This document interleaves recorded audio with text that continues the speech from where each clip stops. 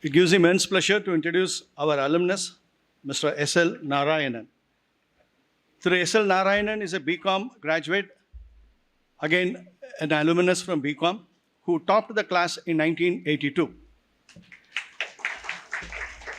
He is also a national rank holder, 20th rank All India level in the Associate of Institute of Chartered Accountants of India, and completing both inter and final exams in his very first attempt. Mr. SL, he prefers to be called as SL, has been associated with a broad range of businesses during a career spanning more than 37 years. Prior to joining Sun Group, he was Executive Director and Chief Financial Officer at Max Healthcare Limited, a subsidiary of Max India Limited based in Delhi. Mr. S.L. Narayanan joined the Sun Group as its Group Chief Financial Officer in June 2011. In his role, he reports to the chairman, Mr. Kalanidhi Maran, and assists him in monitoring operational performance of various businesses, including television, FM radio, direct-to-home satellite broadcasting, and IPL team, Sunrisers Hyderabad, publishing and captive BPO unit. Our speaker is very skillful in roles that require a mix of corporate finance specialties like business planning, fundraising, tax planning, corporate treasury, forex risk management, etc. His career record says that over the years, through SL has acquired and honed significant expertise in legal, particularly negotiation of terms and translation of those into effective documentation. Our speaker flourishes on breaking new ground, has a keen, probing mind, and loves learning new things. Widely traveled, SL feels comfortable with a variety of cultures, and he has friends among diverse nationalities. I now welcome our speaker to share his memories here. Dear Principal Sir, distinguished alumni and my friends, it's really a trip down memory lane for me, because I must confess I'm coming to the college for the first time after several years. And my mind goes back to sometime in 1978 when I came here with my father for the interview for admission to PUC. And at that time, the most sought after college, if you were planning a career in accounting, it was Ramakrishna Mission Vivekananda College. And I'm sure it continues to be so. So I had a bit of butterflies in my big stomach. I was always a big guy. And my father was telling me, you must do well in the interview because this is the place to go if you want a good life.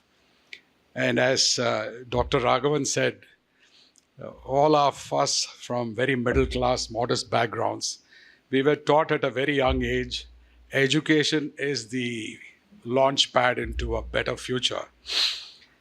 So my father had trained me what to say and what not to say, and with the grace of God, I got in.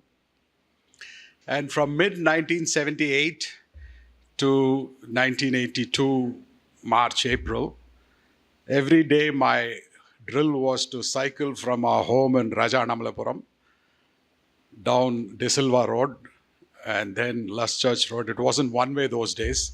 You could make a right turn from De Silva Road and then down Kennedy Street and into the college and at the cycle stand. I still remember there was a toilet next to the cycle stand, and one bright guy had written in pencil over one of the urinals, "You're holding the future of your country in your hands." Anyway, more seriously, at the outset, I want to invoke the memories of all my teachers, without whom I wouldn't have amounted to much. At a very young age, we are taught Mata, Pita, Guru, Devam. So whatever I have achieved in my life after passing out of BCom and then after doing my chartered accountancy course at Fraser and Ross, it's completely thanks to an outstanding bunch of teachers, and one of whom I had the pleasure of meeting up after several years, Professor Natarajan. And there's several that come to my mind, including teachers from other disciplines. I remember Professor A. Ramaswamy, the professor of English, and then Assistant Professor Panchabakeshan, both of whom taught me English. And I must say, even today, most people form opinions based on your gift for the English language. I'm not saying it's right, I'm not saying it's wrong, but the kind of foundations that these people laid gave rise to a kind of confidence with that alien language, which has served us all in good stead. And there were several others around that time who taught us subjects like economics. Professor Jagannathan, I remember he used to tell us the data in Indian economics textbooks is so dated, and he used to bemoan the lackadaisical attitude of publishers. So he would get publications like Yojana, which was published by the Reserve Bank of India, or he would take magazines like Economic and Political Weekly and give us some supplementary data to improve our understanding of subjects like land reforms and the flow of agricultural credit.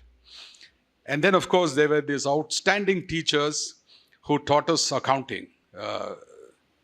Mr. Natarajan, Mr. K. Venkatramanan, and Mr. Srinivasa Prabhu, Mr. Parthasarathi, Mr. Rajagopalan, Mr. Sridharan, Mr. P.R. Ramakrishnan, Mr. Duraipandian.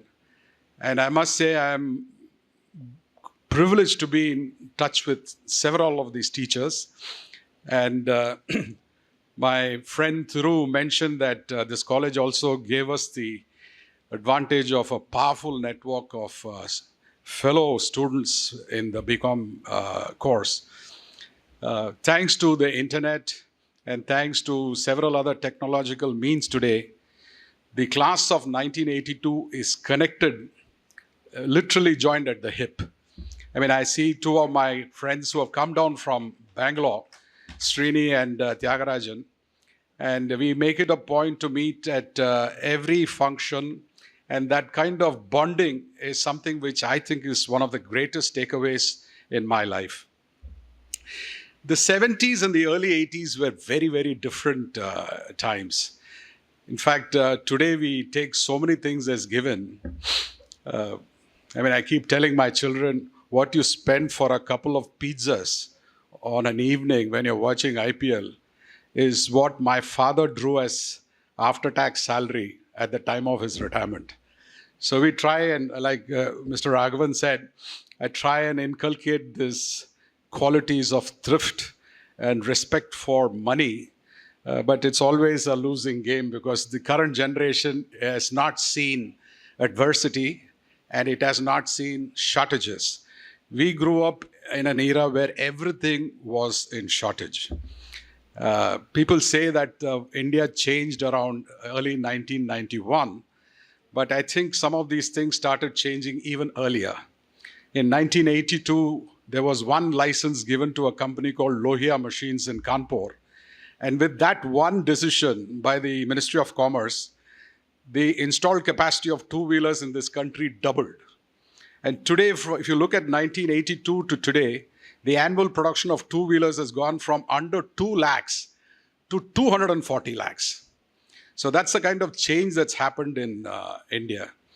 And it's fortunate that people like Thiru, myself, and many others transited that generation of license permit quota Raj to a gradually reforming economy, which threw up enormous opportunities for us.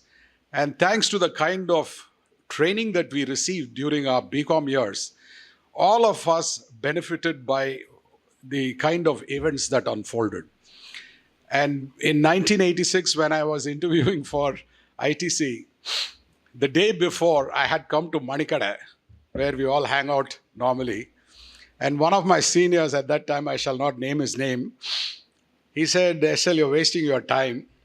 ITC is the kind of company that only employs kids. If the dad is an RBI governor or the chairman of LIC or a member of the railway board or a general in the Indian Army, your father is just an accountant in Western Crompton, you don't stand a chance. I actually went there, and lo and behold, the other guy who got hired with me was my senior from BCom, S. Subramaniam, who recently retired as CFO of Titan. And Subra and I used to come sometimes together. He used to ride on my cycle. Some days when I didn't come via Warren Road and came via De Silva Road, the late V.B. Chandrasekhar used to sit on my pillion. So these were the times that we grew up in, and all of us are so fortunate that we went through this college, which made a better human being out of us. And as Thiru mentioned, the college also equipped us with the kind of values which shaped us into better human beings. And the effect of Swami Vivekananda is profound. I remember the Upasana Smriti book, which used to be our primer on Monday mornings when we recited all those shlokas from Purusha Suktam and other scriptures. One said, education is the manifestation of the perfection that's already in man. And the other said, religion is the manifestation of the divinity which is already in man. I mean, I used to read about all that, and it didn't really permeate much. It's only after passing out of college, I started discovering the power of the thought that drove Swami Vivekananda's teachings. I mean, here was one man at that time, around the 1890s. He was championing the need for debunking superstition. I mean, he called what he derisively mentioned as priestcraft and pleaded with people to get rid of dogmatic beliefs and superstition. And as Thiru also mentioned, the kind of connect between some of his philosophies and statecraft, I see a very strong connect between Swami Vivekananda's teachings and some of the theories expounded by noted management gurus like C.K. Prahalad and Gary Hamel. Prahalad and Hamel wrote about this doctrine of core competence of the corporation, which emphasizes the need for a company to stick to its knitting and get rid of distractions. So I can only think of what Swami Vivekananda said, which is arise, awake, and stop not till the goal is reached.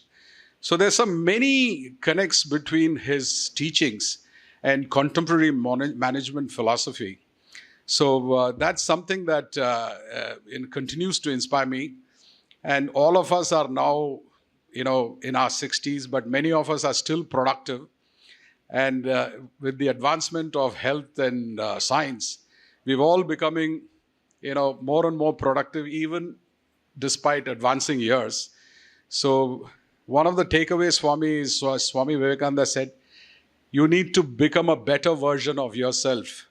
And that's something that continues to drive me.